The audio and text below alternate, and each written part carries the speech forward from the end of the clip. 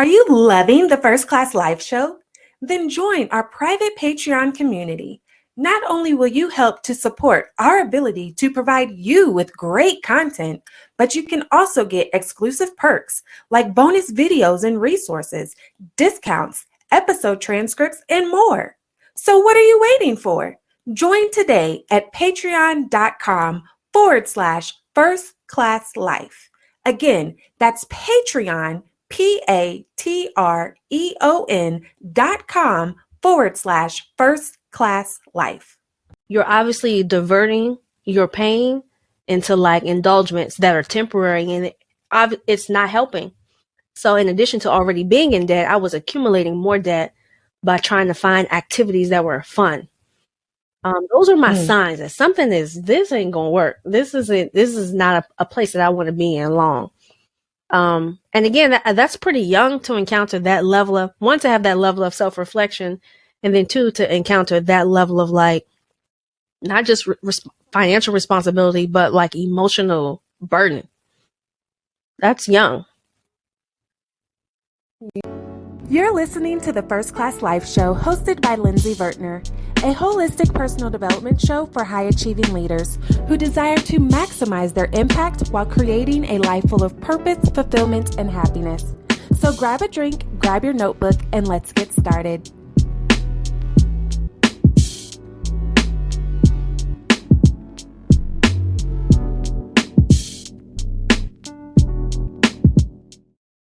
Welcome back to another episode of the First Class Life podcast, your personal development show for you to maximize your impact while creating a life full of purpose, fulfillment, and happiness. And I'm super excited for y'all to get to know Linnita Hosten, who I had the pleasure of meeting a few years ago.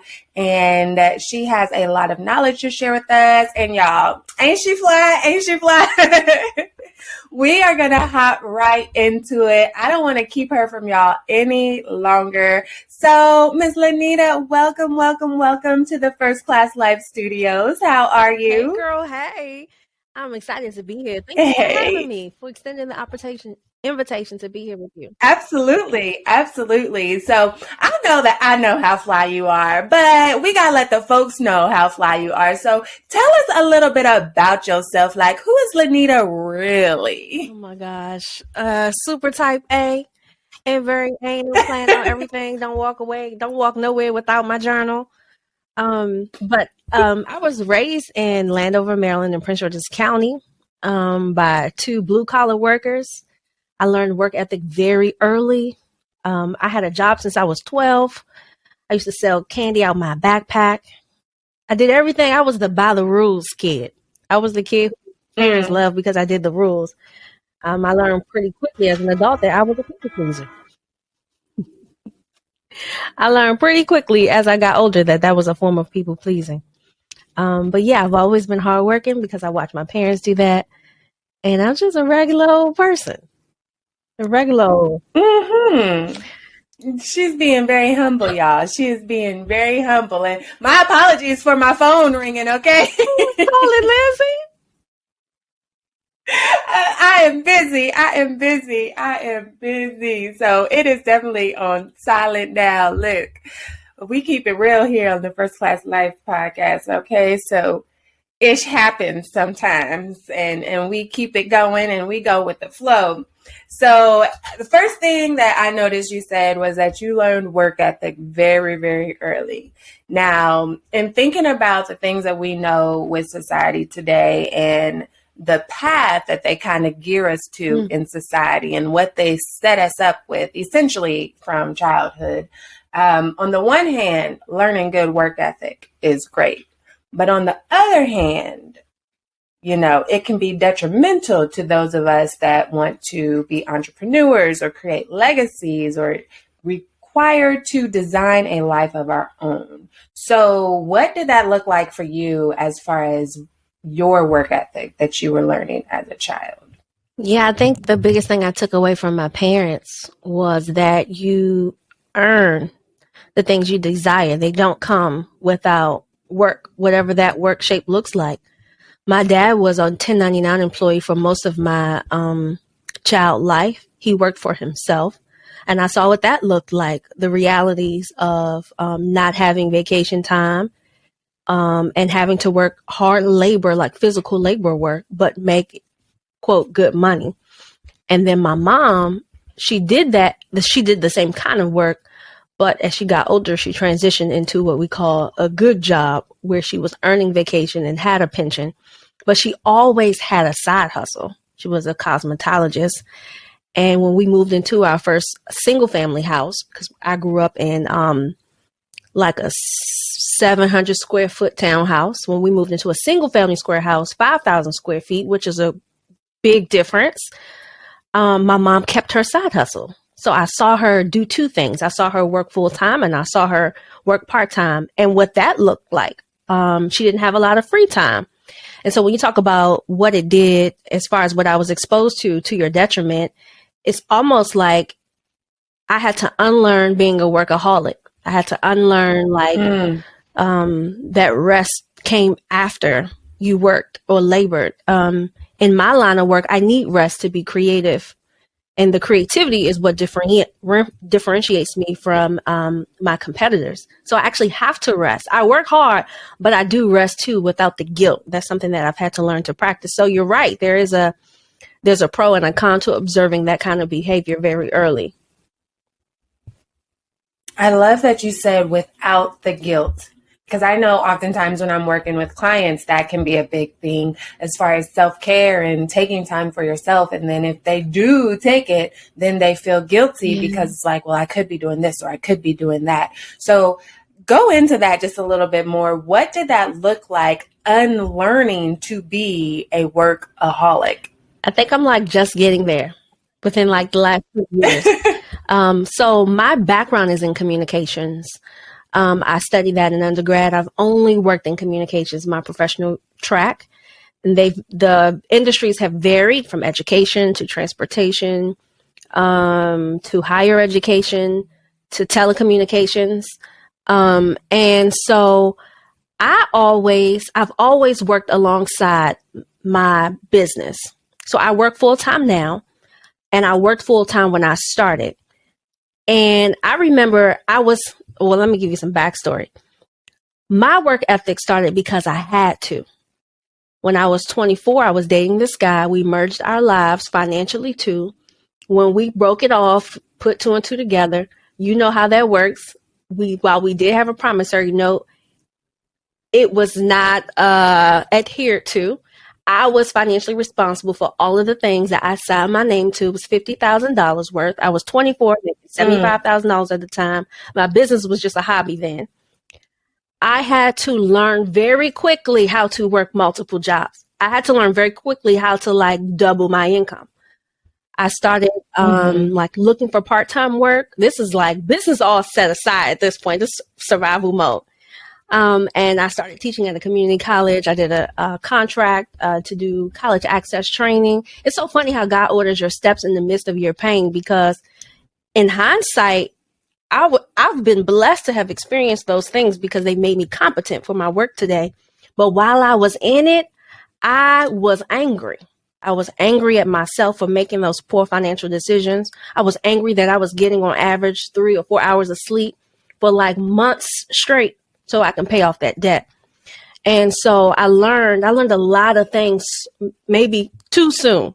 Like I was learning life skills while the average 24-year-old who was making my kind of money was probably buying Louboutins, a Gucci bag easily, and buying their homes, I was paying off my debt and moving back in with my parents.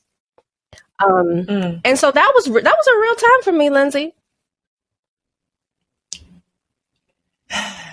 I can only imagine, because to have a significant amount of income, probably more than most people make, if we actually look at the stats of American citizens, and then not be able to experience the joy and the fruit of that. It reminds me of that quote, how you manage $5 is how you manage $5 million, and why people can win the lottery and be flat broke within a year or two, and just learning those principles of, you know, how to get money, how to keep money, how to make your money work for you, and all of those things. So what would you say were some of those things financially that you had to unlearn as far as getting yourself out of that debt and understanding that, wait a minute, I don't want to work to make money to have to give it all away. I want to be able to enjoy the fruits of my labor. Yeah, absolutely.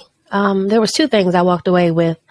One, like self-control, like to really subdue your own personal desires to achieve something. I remember being at work. I was working every holiday, every weekend. I had very little vacation time.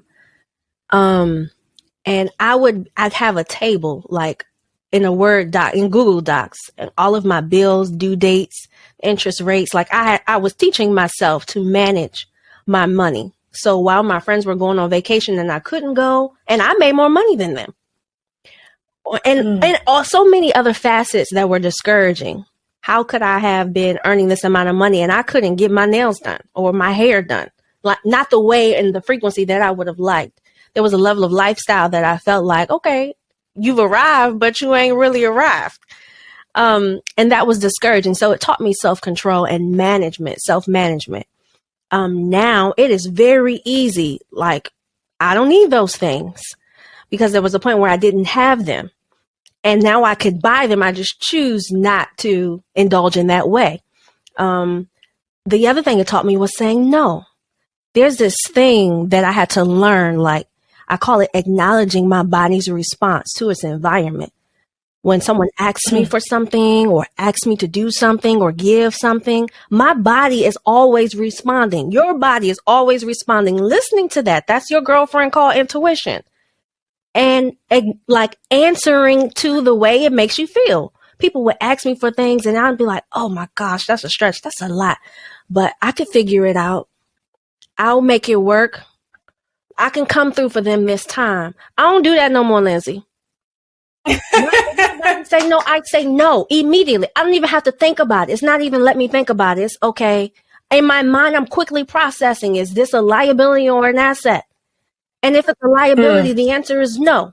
Quickly, like, and people say this in business, the faster you hire, you hire slow, fire fast. It's the same thing with decision making, which is what I'm really passionate about teaching my students. So yeah, those are the two lessons I learned: self-management, organization, very basic budgeting, and being okay with my no. Yes, being okay with my no, because that is such a hard word for so many people to say, is no, for whatever reason. And I know you mentioned people pleasing earlier. And so I could see that correlation between wanting to be there for everybody and the inability to say no because you want to please them. And then if you say no, then you're not pleasing them. And it's like, Yep. And so, you know, I often talk about that people pleasing be an indicator of our level of self-worth because we're always putting other people first. And so what did that look like for you as far as being on that journey whenever you were constantly saying yes to this and yes and yes and yes, I will. Sure, I will. Yes, I can. And while you were people pleasing. Yeah, it like transcends into every other department in life. I feel like it stifled my business because I was saying yes to opportunities that were out of alignment. I was at women's conferences and tech showcases. And anytime someone would invite me somewhere, I'd go because it made me feel good that they would want me, not even knowing that that's not my level of expertise. Right. So when you talked about self-worth and that being parallel or in alignment to like being people pleasing, you're absolutely right. And the more I was out of alignment, the less I was making. It wasn't until I got very clear in alignment and with my niche and started saying no, even to those things that did yield money, that I saw business growth. The other thing I did notice is that it affected my dating life. Like, okay, I'm not going after the low of the low, but depending on what low is dressed up like, you know, people have this facade that they give you initially. I might, even in my conscious knowing that this person is not even who God was in my way, consciously I know that, I would entertain them. It's just, just to kill some time. Ain't gonna hurt nobody. Like, so that also showed up as well in my dating life. And you probably know this too, Lindsay. I don't know how your dating situation, but I got a lot of dating stories. But the more I entertain and allow like those kinds of persons' energies to like absorb my space, the less room I had for the person who got designed for me. And my girlfriend said it best. She said, when you date people who God didn't assign to you, you're literally giving away everything he wanted you to save for the person he was saving for you. So why don't you just save that energy so you can have something to give? And when she told me that back in 2019, that changed how I started like allowing people to withdraw from me, because relationships are draining. If we just be honest, they're loving and they're fun and they're fulfilling, but they can deplete you. Like, you're responsible for creating a reciprocal like environment, but it's not easy. That's so true. That is so true, because every interaction you have, there's always an energy exchange. You're either gaining more energy or you're being drained of your energy, or it's an equal exchange. Like, you're neither up or you're neither down. And so it's definitely important to recognize that in intimate relationships, because usually those are even more impactful than, say, a friendship or a coworker or colleague or something like that. But either way, it's important to be mindful of the energy exchange with every single person you come into contact with. And so I love that you brought that up about your friend saying, like, you're supposed to be saving that energy for who's really meant for you, not wasting it on these bums, okay? So how did you begin to start to recognize that energy exchange and be like, you know what? I can do this. I can do this. What actions did you take? All of my breakthrough moments came from heartbreak. I'm like the modern day version of Mary J. Blige. Like, her music, like the one that you like pull out when like your girls come over, it came from a place of pain. And so I think my last like emotional breakthrough, I was dating this guy. Typically I date an older man because I've always been older than my age. I'm 32. This is the first time I dated someone who was my age. He was 32. He was, in my mind, he was probably like 25. But he was a nice guy, super sweet. Okay, I give everybody a chance. This is me. Back then, I just give everybody a chance. Long story short, I remember he called me at work one day. He was like, "Are you sitting down?" I was like, "Yes." He was like, I'm going to give her another name. He said, Sean is pregnant. Sean is his ex. I was like, pregnant by who? Like, it wasn't even registering. Like, pregnant by who? And he was like, by me. And I was still like, it wasn't really registering in my mind what he was saying. And he was like, I can't believe this is happening. I'm so sorry.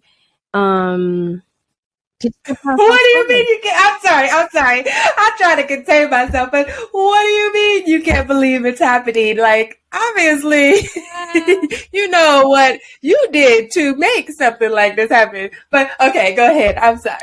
I went in the bathroom at work and then it registered like, okay, so that means that, and these are raw emotions in that moment. There was something about me that was not enough for you. So you went back to a place of comfort. Why? How am I contributing to showing up in this like situation that doesn't allow you to feel like this is enough? And him and I had a very good conversation. For every strong Black woman, I really want you to hear me out here, because I identify with those words while I've learned how to show up not less strong, but more healthy in my strength in relationships. He said, he said, what I love about you is that you always push me to do more, to be a better man, but you don't make me feel like, the exact words, you don't make me feel like safe and secure. I feel like I'm not enough. She makes me feel like I'm enough. She takes like what I have to offer. It's enough for her. And these are his exact words. That doesn't make it right, but it was a place of comfort enough for me to go back there. Now, all of that is, I could give you so many adjectives about what that would mean about him, but that wasn't the opportunity to point fingers at him. That was an opportunity to point fingers at me, because anytime you can make a person feel less than, now some people may say that's not my job to make them feel, I agree, but it's also an opportunity for us to love people for where they are and still find a way to express our differences in love. That's what that taught me. So when you ask me like what was your breakthrough moment? It was learning, first being disappointed and hurt, but learning that disappointment and hurt was caused by how I was making another person feel, particularly a man. So like, yeah, me and Mary got a lot in common.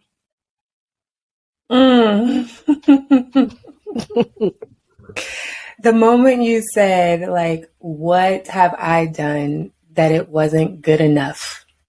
I know that can resonate for so many leaders that are listening to this right now, because that often, is something that we struggle with as leaders, and then especially as female leaders, because it's like, well, I do this and it just doesn't seem good enough. And that's also why we go into people pleasing, because we are striving to be good enough, and we can't let this person down, because if we let them down, then we're not good enough. So I know you just shared that intimate moment, and thank you for that. But just hearing him say that, and then knowing that you were already feeling like, why weren't I good enough to make you go back? What did that really do to your emotions in that moment? Yeah, it caused me to go to therapy, because I couldn't wrap my head around how being beautiful, successful, like, let's keep it real. I'm attractive. I'm self-sufficient. I would be like a prized possession. In my mind, it didn't make sense that I wouldn't be good enough, because I was tying my value to those things, not like taking accountability for who I am. Who I am is separate from all of those external attributes that people see me as. There's a distinction between the two. People aren't in a relationship with my looks, my money, and my accolades. They're in a relationship with like our level of intimacy. That's on me. I have onus on that. So like distinguishing the two, and it's really easy to be stuck there, especially like the more you level up, to be quite honest, the more money you make, to differentiate the two, unless you were leveling up with someone. But if you like continually leveling up and you've never really shared an intimate space with someone for a long period of time, it is hard to distinguish the two. Like it's like I have to learn. It's a new muscle that I have to create. And I'm really glad I learned it early. I want to learn it before marriage. I want to learn it before I self-sabotage, to be quite frank, relationships that I really desire. So I'm glad that I learned that lesson then. The other thing that I want to acknowledge is that let's hold the man accountable, because I didn't like put a gun to his head and tell him to go shoot up the club and somebody else. Like, he owns that part. And I always tell men, like, you're responsible for having a level of self-esteem too. There's something about you that has to be uncomfortable with you being called out and held to a higher standard. Like, let's not negate that conversation either. So I didn't omit that conversation with him, and I don't omit that conversation with men, but I am cognizant now of how to have those conversations. I did want to acknowledge that, because I ain't let the brother off the hook. I ain't want nobody to think that, oh, right. No, it's a two-way venture here. Two-way. Thank you for circling back for the folks in the balcony. Okay, it's very important. He was responsible for his actions. And then just in speaking about that, because along this theme of not being good enough, oftentimes if there is infidelity in a relationship, the person that was cheated on will take on that trauma of not feeling good enough. And we will rack our brains around, okay, well, if I were good enough, then why? Yep. well, I do this, so why? And we take on that. So I love that you, one, were reflective in how was my behavior contributing to this action, but also at the same time holding him accountable because he is responsible for his own actions. And there should have been a moment where he came to you before that went down, like, That part. this is what's happening. Like, let's This is communicate, how I let's discuss, feel. let's try and grow and work through it. Yep. and ooh, sorry, I'm knocking stuff over here in the studios because the conversation is getting good. Okay, so what tip would you give to somebody that's listening right now that is feeling like I'm not good enough for whatever reason? I did not have this level of clarity. Well, I won't take credit for this level of clarity without crediting my therapist. That situation sent me to therapy willingly, only to learn that the root of all of that lack of unworthiness stemmed from the relationship with my dad. We call them daddy issues, but a relationship in which there was not an emotional anything with my father. I desired for him to like hug me, tell me I love you, tell me like you're beautiful. I didn't get that from him. So like there's a higher, like I have this expectation, or I'm drawn to men who do that freely. And sometimes those who do those things freely, there are other areas that are underdeveloped.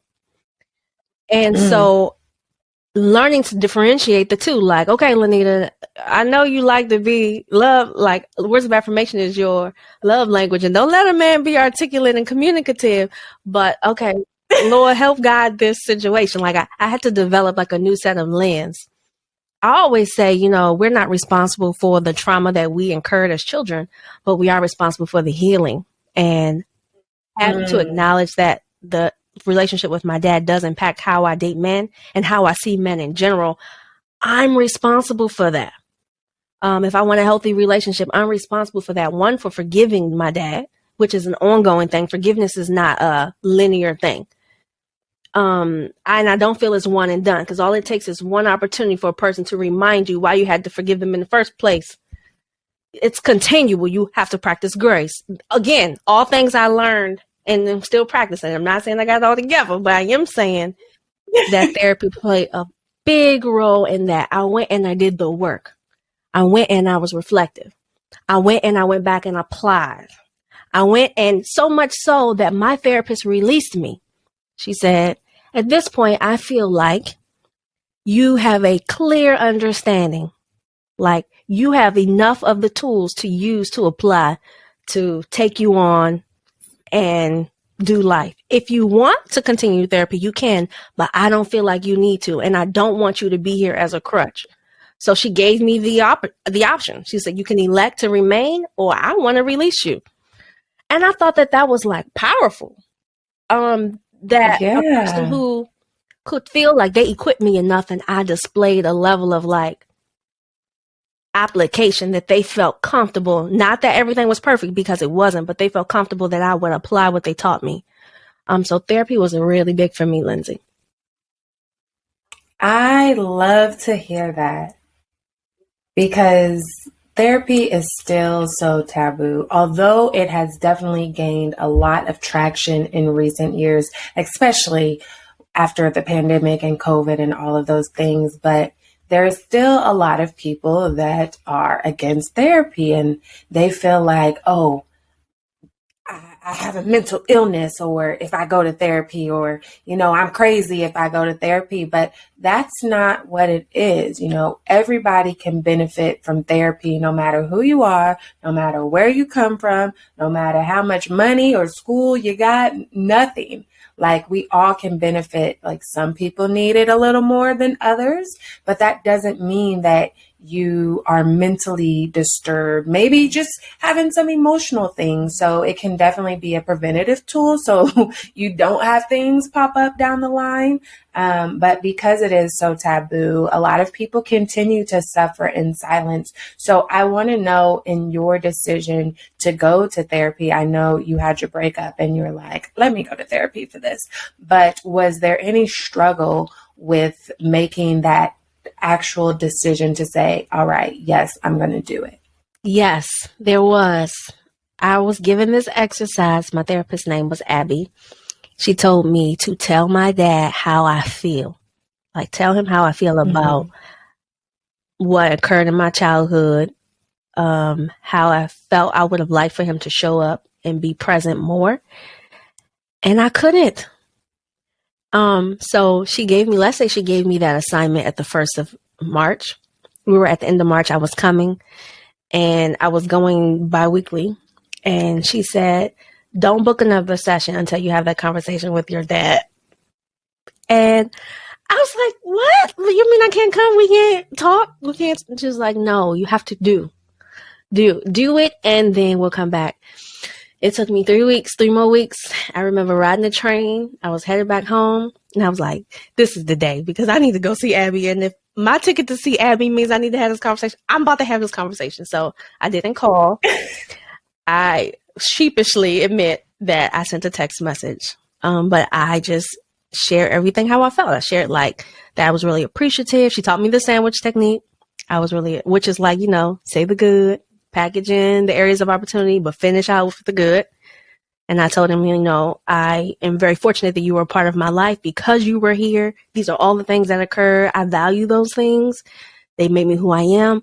But there are some areas that I really wish you would have shown up. I really wish you were more present. I wish you could express how you felt about me. I wish you'd show up to support me in my business. And I ended by saying, like, I want a better relationship with you. I want us to like spend time together if you're open to that. And it was so releasing. It was so releasing, Lindsay. And I felt like he heard me. He responded right away. And he apologized. And he said, I want to do better. And he did better for a little bit. But I learned that that's who he is. So you could go through all of that with the expectation of change or a person evolving. Like, because I'm evolving at this point. I'm being vulnerable. I'm holding persons accountable. I'm showing up for myself. But he didn't change. I had to be okay with this is who he is. And that's what I meant by forgiveness and love. Well, one, love is unconditional. Once we learn that, my conditions to loving him is not if he shows me the emotional support I really hunger for, but the condition is just that God asks us to obey our parents. So, yeah, it gave me greater acceptance, I guess, and contentment and peace after going through all of that. Yeah. Thank you for sharing. I can only imagine just what that brought up because I've had my own relationship with my father. It's great today, but as a child, he was here and there. So my parents weren't together. And, I had that resentment, like that's what started my path of not feeling good enough and people pleasing, because in my subconscious brain, if I'm good at this, then I'm good enough to be his daughter. If this person likes me, then I'm good enough to be his daughter. Now, obviously, I'm not directly telling myself that as a child, but that's what's happening in our subconscious. And that's why I think therapy is so important, to heal those childhood traumas that we don't even recognize are controlling how we behave as adults and controlling what we attract or repel into our lives. And so it's very important that we identify those and we begin to heal those moments. So I love that quote that you said about we aren't responsible for the traumas of our childhood, but we are responsible for the healing. That was just amazing. And so, listen, I need for all y'all to run that back and make sure you got it word for word in your notes, okay? So that brings up a whole nother area, being okay with who a person is, essentially believe in who they tell you they are. Yep. Now, I will say that sometimes as humans, we use that term, oh, that's just who I am, as a crutch to not do the work and not grow and not evolve and be a better person. So we want to make sure that that we don't do that, okay? And I know if you're listening to the First Class Life podcast, then that's not who you are. You are about developing and growing and being a better person than you were yesterday. But unfortunately, everybody's not like that, and they will allow that to be an excuse to not do the work. So what did that look like as far as being comfortable with, all right, this is who he's presented. Obviously, there won't be any change, long-lasting change, that is, because he didn't do it for himself. But what did that look like as far as maybe the emotions you went through or the steps that you took, being accepting of that and knowing that I'm still good enough despite what someone else is or isn't doing? Looking for amazing products to help boost your first-class lifestyle? Then head over to firstclasslifeshop.com, where you can treat yourself to personal development books and workbooks, lifestyle affirmation cards, adult coloring books, mugs, notebooks, hoodies, t-shirts, leggings, and more. All products were designed to help you master your mindset, walk in your purpose, and live your first-class life because you deserve it. So treat yourself today at firstclasslifeshop.com. Again, that's firstclasslifeshop.com. It caused me to go in my prayer closet. There was a level of control that I obviously did not have. No conversation could make him change the behaviors. So I needed God to change me, give me peace with being okay with however he decides to show up. Give me peace with not being upset because he doesn't do fill in the blank. And over time, those prayers, and I've never considered myself to be a church girl. I don't even like that phrase. I don't know. I can't speak churchy, but I do believe, and I definitely have faith, and God has definitely availed himself to me in more ways than one. And this was another opportunity for him to do that. And so I think the forgiveness piece for me is huge. And not just with my dad, but all kinds of relationships that you develop, even in business, because not every client is a good person, unfortunately. But learning to forgive them, I think it just translated into other areas as well. When you finally decide to face the elephants, my daddy issues is an elephant. The subconscious, natural, innate desire to people please, that's an elephant in my life. When I started facing those things, I could clearly see its connection to other areas, and it made me a better decision maker over time. So I could clearly practice forgiveness Valentine's Day when I was at the restaurant and I waited for 2 hours, and I was the only Black woman or the only Black person, by the way, who waited that long. I could clearly operate in forgiveness here because I had to tell you, thank you, but I won't be coming back here. Okay. Just like that, with a level of peace. But I guess what I'm trying to say is there's power in acknowledging those things, because over time you become a better person and it'll show up in other areas. I love that. I love that because it really does affect all parts of us. Oftentimes we like to put things in a box and we think, oh, if I put it in this box, then I don't have to worry about it and I can focus on something else. But what we don't realize is that life is not easily clean cut slices of pie. Nope. I love food, so I talk in food analogies often, okay? But a cheesecake is firm, right? A good cheesecake is nice and firm. You can cut a slice, easily pull it out, and the rest of the pie stays intact. And that's how we like to think that life is, and we compartmentalize. I'm going to make these slices, and that's going to be that slice. I'm going to put this slice actually in the freezer. It's not even going to touch my pie.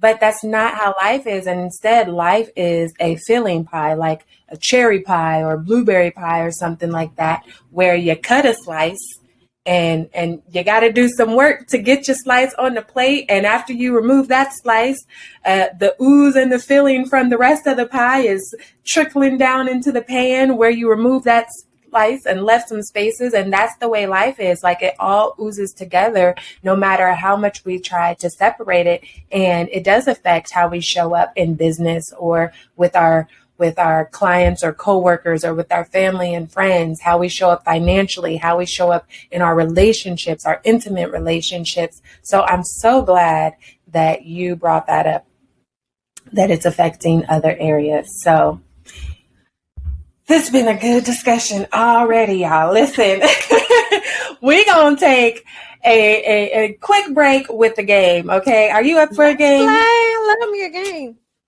Yes. We're going to play a little game. Let me get my timer out. Let's see. Timer. Stopwatch. Here we go. All right. So I got so many more questions that I want to ask you. But for now, we're going to play what I call first class favorites. Okay. And so how this game works is, first thing that pops in your head, you have 10 seconds to answer what is your favorite ... Fill in the blank. Okay. Now, for all the viewers and listeners, make sure that you are a member of our Patreon community, because we have a running list of some of these answers.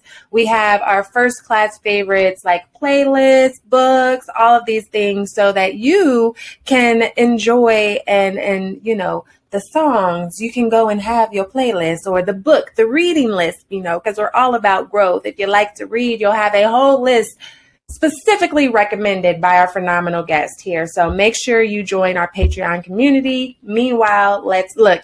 You done got a hint of some of the questions there. Let's get started. I'm going to start you with an easy one, okay? So 10 seconds. What is your favorite color? Purple. Oh, see, look, nice and easy. Had to ease you into really it. easy. Yes, I love purple. So reset. What is your favorite movie? Go. Training Day with Denzel Washington. If ain't nobody getting shot, killed, or stabbed, that's not my kind of movie. So, yeah. I love it. And I could instantly picture Denzel in that one. Too. Okay, so what is your favorite book? Go. The Defining Decade. Good. You talking about a good read? The Get Defining you all the way together. Decade. Like they're talking about the year of your 20s, essentially, how it sets you up for life. And it's true. I read that at 28 after I'd already set myself up. But if I had read that prior to meeting that guy, it would have definitely changed my perspective. So the Defining Decade is good. The Defining Decade. Who's the author? Do you remember? I don't remember, but it's the only book with that title. Okay. Don't worry, y'all. It's going to be on the first class favorites list. So make sure you remember the community. All right. Your favorite food. Go. Oh my goodness. Okay, so since I've been trying to keep my little body together, I've adapted a pescatarian diet, which means a lot of the foods that I eat are not fun, just to be honest. I don't go to the gym. So my favorite food, I mean, sadly, it's a really nice salad, but I love a candy apple. Listen, when sis stressed out, if I'm not pouring a glass of wine, I'm going to get a candy apple from the candy store. Love it with the like caramel, nice. Chocolate, pecans with almonds. So good. And listen, y'all, for the record, she did not beat the buzzer on that one, okay? So if by chance you were maybe playing some sort of game where like you had to take a shot every time she missed the buzzer, that would be your time to take a shot because she missed, okay? But I'm not influencing anything. No. What is your favorite place to travel? Go. Grandma's house. Grandma just does something to my spirit. I mean, she makes you just feel warm and bubbly. Her birthday is actually tomorrow. So yeah. Oh, happy birthday, Grandma. Happy birthday, Grandma. Where does she live? She lives in Brooklyn, New York. Brooklyn, New York. Okay. Brooklyn, New York. Now, that's going to be on the list, but you can't go to Linnita's grandma's house, okay? Unless you're invited. You're not invited right now, but let's go with, what is your favorite drink? Go. Any kind of drink. Okay, so I've recently fallen in love with Crown Royal Apple on the Mm-hmm. rocks. Prior to that, I was a Jack and Ginger Ale gal, and I love a mean Kentucky Moscow. So those are my alcoholic beverages. And then I love a pina colada too.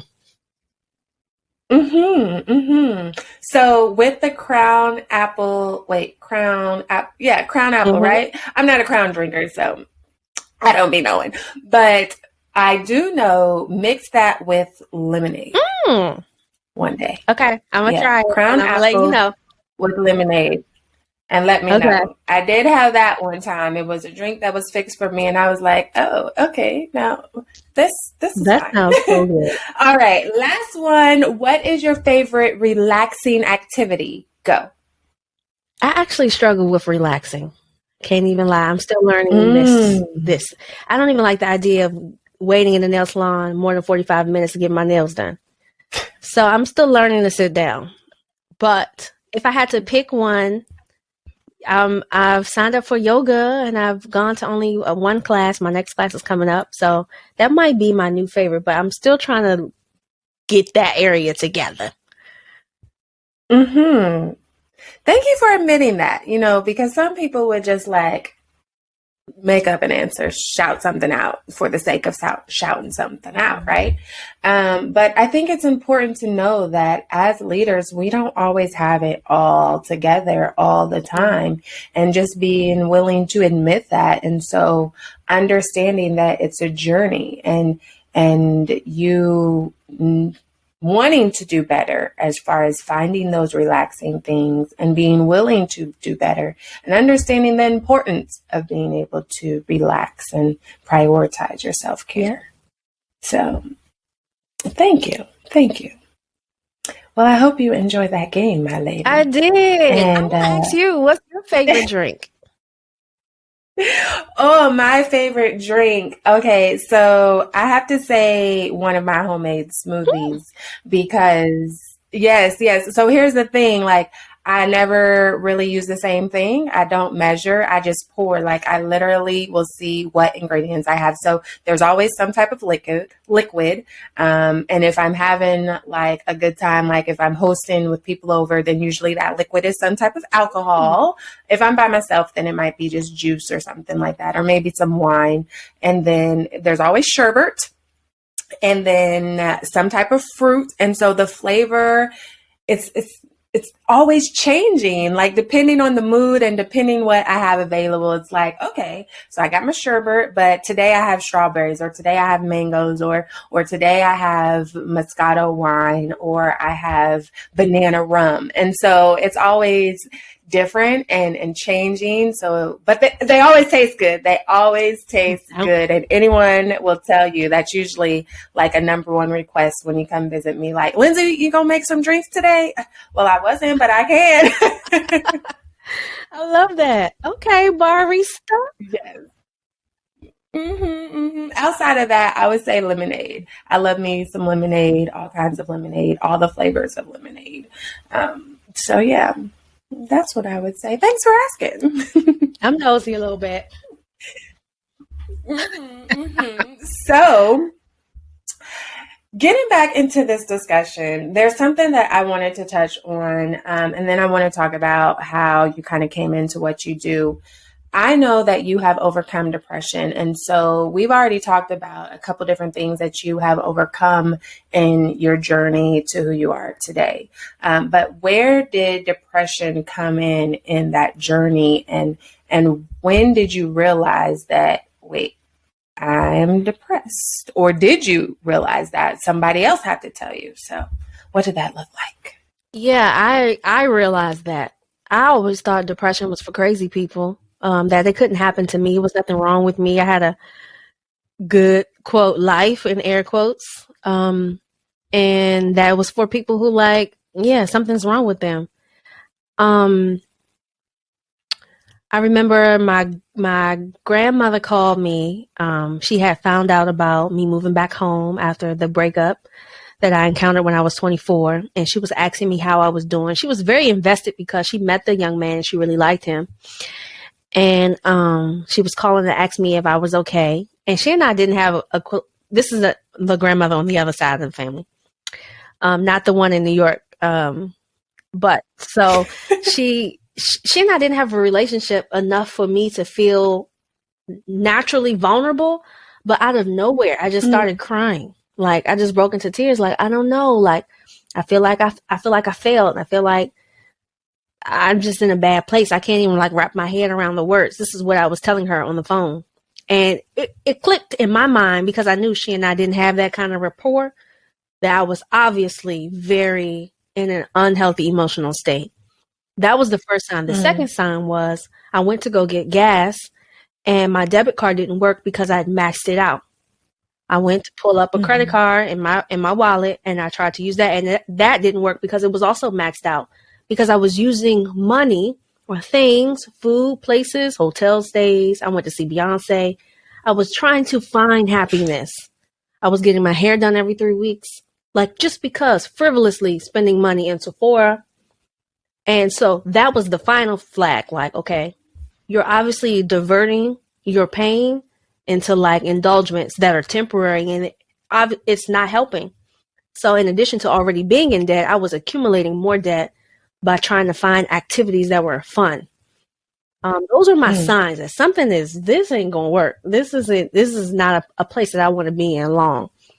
And again, that's pretty young to encounter that level of, one, to have that level of self-reflection, and then two, to encounter that level of like, not just financial responsibility, but like emotional burden.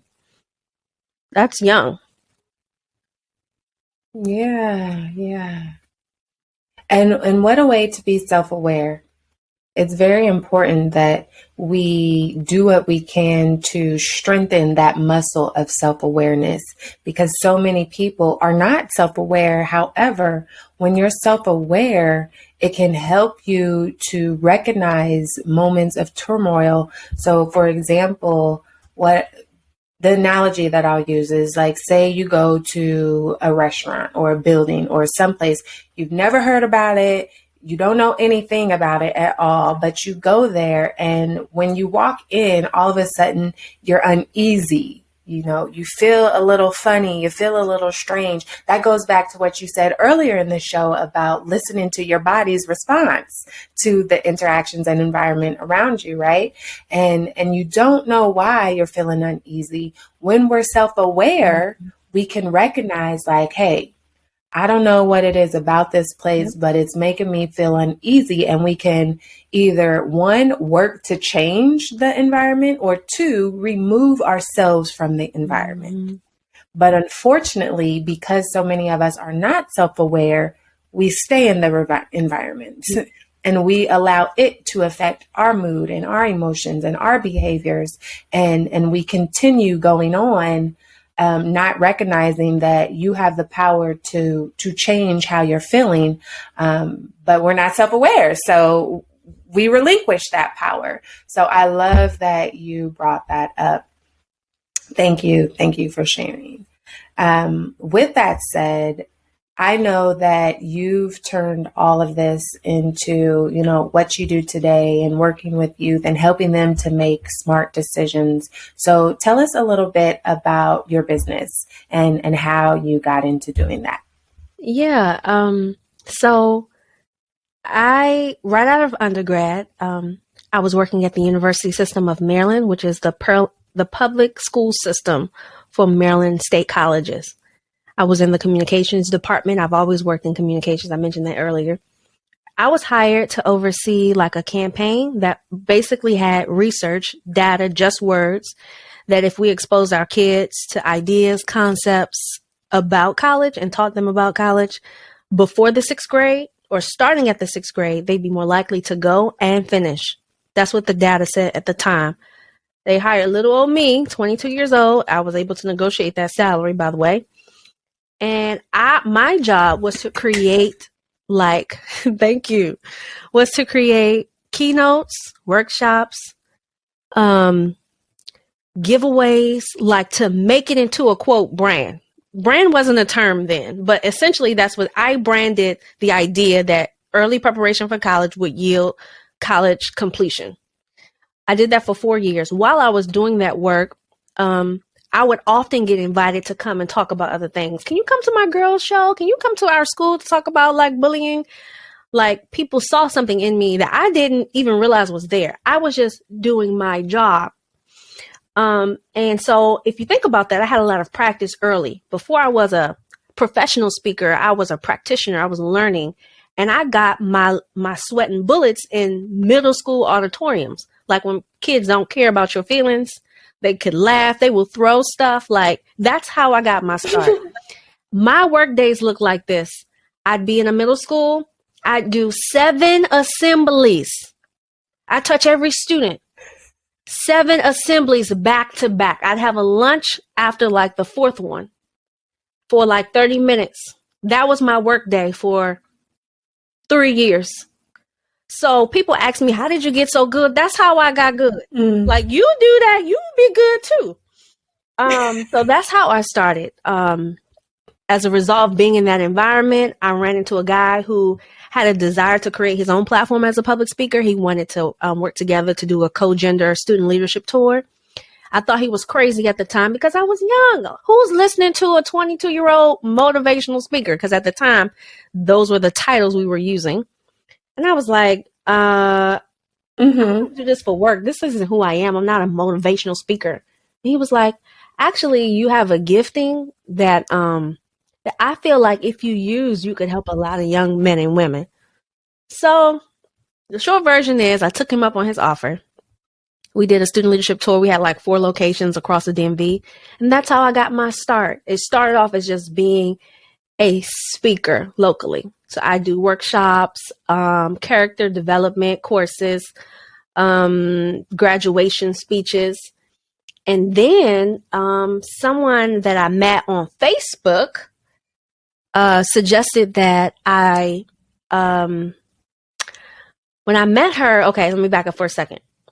A girl that I met at a dinner party, she asked me about my business. At the time, it was just me speaking to kids, workshops, and churches.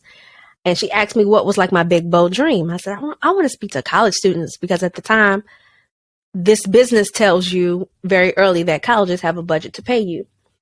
And so I was saying to her, like, I want to speak on college campuses. And she was like, oh, I know somebody that does that. I can connect you with him. She connected me to the guy. He taught me about college speakers agencies. I applied. The first year I did not get in. The second year I got in. And that took me from local to national. So people ask me, like, how do you get clients in Ohio or Oregon or Idaho, places that I ain't never been and ain't no Black person in there? And usually those kind of places come from the agency. And so I went from local to national. But when I got on those college campuses, I was meeting students who were like me. Like in my senior year, after spending $50,000, I had no idea like what I'm supposed to do with that. Like, how does that connect to what I do after I finished school? There was no connection. The only understanding that I had, Lindsay, was if you go to college and finish, you have better opportunities. And when I started meeting more students on college campuses who had the same buyer's remorse, like doubt, fear about finishing school, that is how I created the Excellence Academy. And so I wanted to work more closely I wanted to get students before they got to college. So I reverse engineer how I supported them, and I created my first program. It was called the Dream Career Academy for high school students, getting students clear about who they are, what they want, before they decide on a major. Like, you don't know who you are, you deciding to choose a major. Like, how did you make that decision? Based off of what you saw on media or what someone told you? That's not a substantial way to make a decision. You make our best decisions when we're most knowledgeable. So that means you have to do some learning.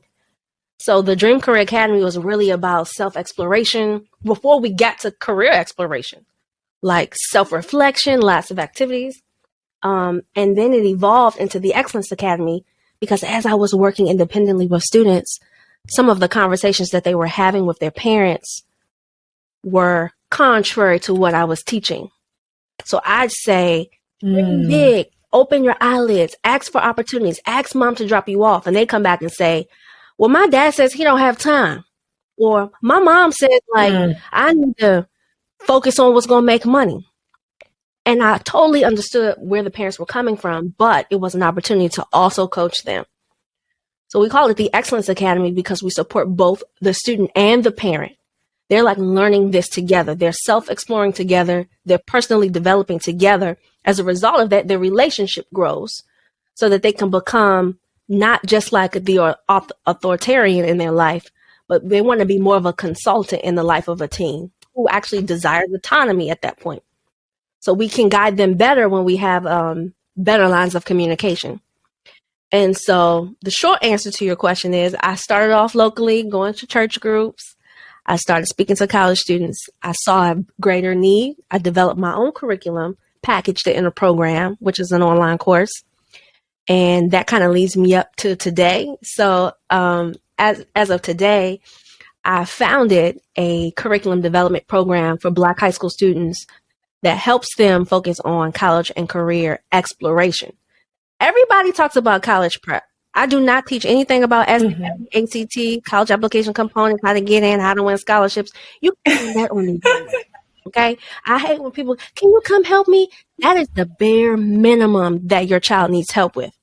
They need help with like getting clear on who they are and how they're planning to leverage the 5 to 6 figure investment that we are about to put them in. That's where I come in.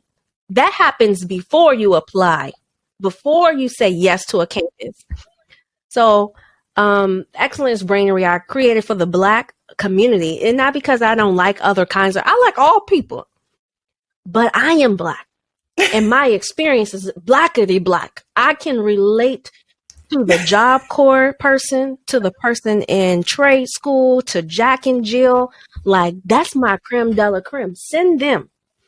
I can relate to other audiences too, but there's nothing like my story resonating with someone who looks like me. Mm-hmm. This year, when I wrote my latest book, The Pursuit of Black Excellence for Teens, I wrestled with, are you ready to like use that label Black? Like, because now it's very obvious who you're targeting. I could get away with that all this other time by just having pictures of all kinds of people. But this year, well, last year when we started the project, I said, well, who needs it most? And who hires you? It's the Black woman. So that's how we were able to label it and niche down. So that kind of leads me up to where I am today. I love it. I love it. And it's so important, you know, just being able to connect with who it is that we are working with, who it is that we're listening to. And that just goes to show, you know, they say, it's Taria Yvonne. She says, niches get riches. But right. Like, instead of trying to be broad and reach everybody, we're not meant to serve everybody. We are meant to serve a select group of people because there are billions of people in this world and we don't have the capacity to serve everybody. And when we focus in on the specific people that we're meant to serve, that doesn't mean that the other people won't get served, because they will, by the people that are meant to serve them. But that just means that we can serve who we're called to serve with excellence, as you say in the title, to Brain Excellence Academy. I love it. I love it. So if somebody is interested in working with you or joining the academy or, you know, different things like that, then what programs do you have? Where can they sign up for that? More information about the Excellence Academy is available at workwithlinnita.com. That is the Excellence Academy is 16 weeks. And it only happens once a year. And that would be the best way. The other way, if someone wants to work with me, sometimes they want to take their existing group, like they have a nonprofit or they have a nonprofit cohort, but they don't have like a college and career like component and they want to. I've also been hired to facilitate my curriculum within their existing timeline of a cohort. So that's an option too. And then recently we've gotten requests to create curriculums. So you don't want me to do it. You want to create something that's evergreen that anybody can do. And so I've been asked, can you create something custom and then come and teach our like team on how they can facilitate it? That's an option too. Nice, nice. Thank you for sharing. And don't worry, we'll have all of that info in the show notes. So you don't have to worry about trying to remember it. Just click on the details underneath each episode. Now, how can people reach you? How can they connect with you? How can they follow you? Let us know where to find you on these internet streets, girl. I've tried to make it so easy. I'm on every platform as the same thing. And that's Linnita Hosten, Linnita. And Hosten, typically after you type in HO, it's going to pop up because I think I'm the only person of that name.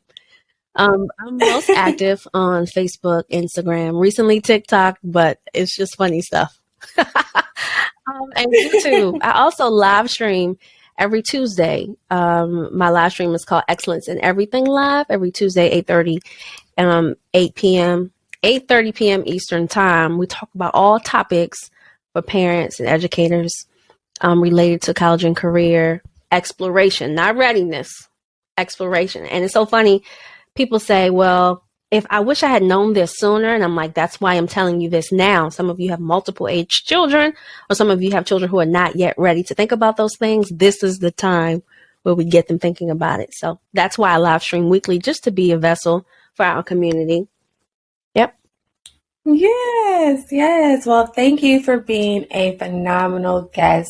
We have talked about so much grace, forgiveness, depression, that people pleasing, not being good enough. Make sure y'all go back and listen to the replay, hit rewind, take all the notes that you need, share this episode with a friend, because definitely some valuable gems were dropped.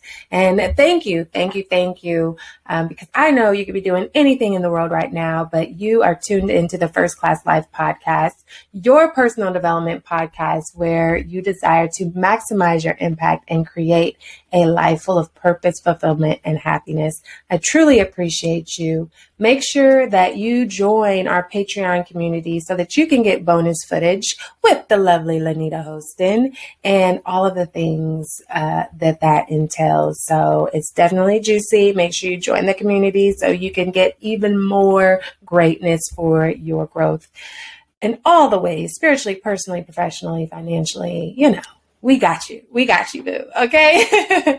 With that said, until next time, thanks for tuning in. Bye. Unfortunately, all good things must come to an end. But please be sure to subscribe to the First Class Life Show. And don't forget to rate, leave a review, and join our private community so that we can continue to provide you with great personal development conversations to help you maximize your impact while creating a life full of purpose, fulfillment, and happiness. You deserve it.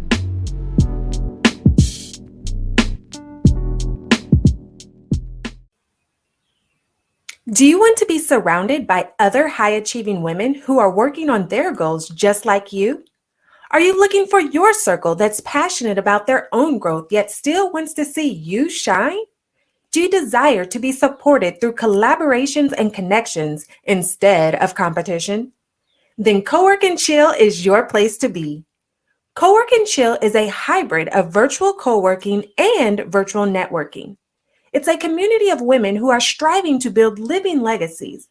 This is the space to create meaningful relationships with other equally yoked women where you're being poured into just as much as you pour out. So if you're looking for your crew for supportive accountability, then sign up today at coworkandchill.com. That's COWORKANDCHILL.